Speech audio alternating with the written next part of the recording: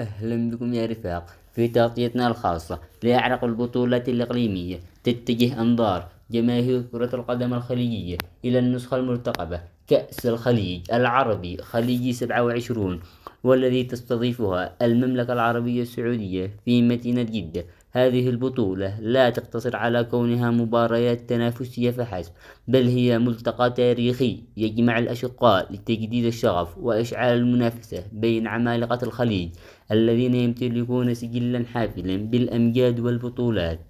منتخب الكويت زعيم البطولة التاريخي وصاحب الرقم القياسي برصيد 10 ألقاب. منتخب العراق أسود الرافدين وامتلاكهم ل4 ألقاب خليجية غالية. منتخب السعودية المستضيف صاحب الأرض والجمهور يسعى لحصد لقبه الرابع. منتخب قطر العنابي الساعي لتأكيد تفوقه القاري والخليجي ب3 ألقاب. منتخب الإمارات الأبيض الباحث عن لقبه الثالث وإعادة أمجاد الأجيال السابقة. منتخب عمان الأحمر العماني الطامح لتكرار إنجازاته واللقب الثالث في خزائنه. منتخب البحرين حامل اللقب الذي يدخل البطولة دافعا عن مجده وعينه على اللقب الثالث. منتخب اليمن الذي يطمح لكتابة التاريخ وتحقيق مفاجآت مدوية والظهور بأفضل صورة ممكنة. استعدوا جيدا، سنستعرض معهم كافة تفاصيل ومواعيد المواجهات النارية المنتظرة في هذه البطولة التاريخية، فكونوا معنا. إليكم معنا مواجهة دور المجموعات الجولة الأولى. التاريخ الأربعاء 23 من شهر أغسطس. المواجهة الأولى العراق ضد عمان الساعة 5:30 مساء على توقيت مكة المكرمة.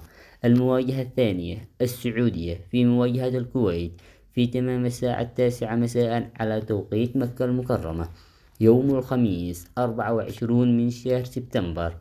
المباراة الأولى الإمارات ضد اليمن في تمام الساعة 6:55 على توقيت مكة المكرمة.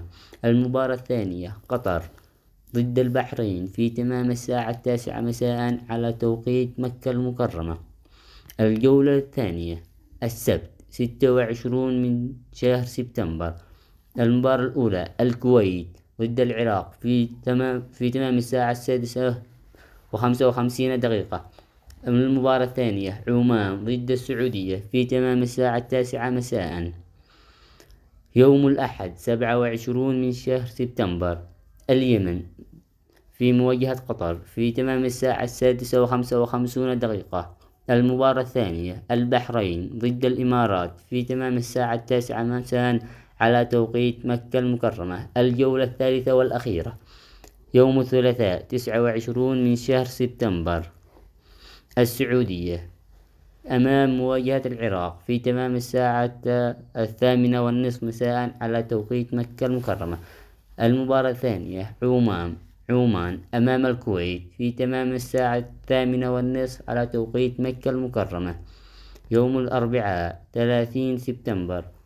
المواجهة الأولى البحرين ضد اليمن في تمام الساعة 8:30 على توقيت مكة المكرمة. المباراة الثانية والأخيرة من دور المجموعات الإمارات ضد قطر في تمام الساعة 8:30 مساء على توقيت مكة المكرمة.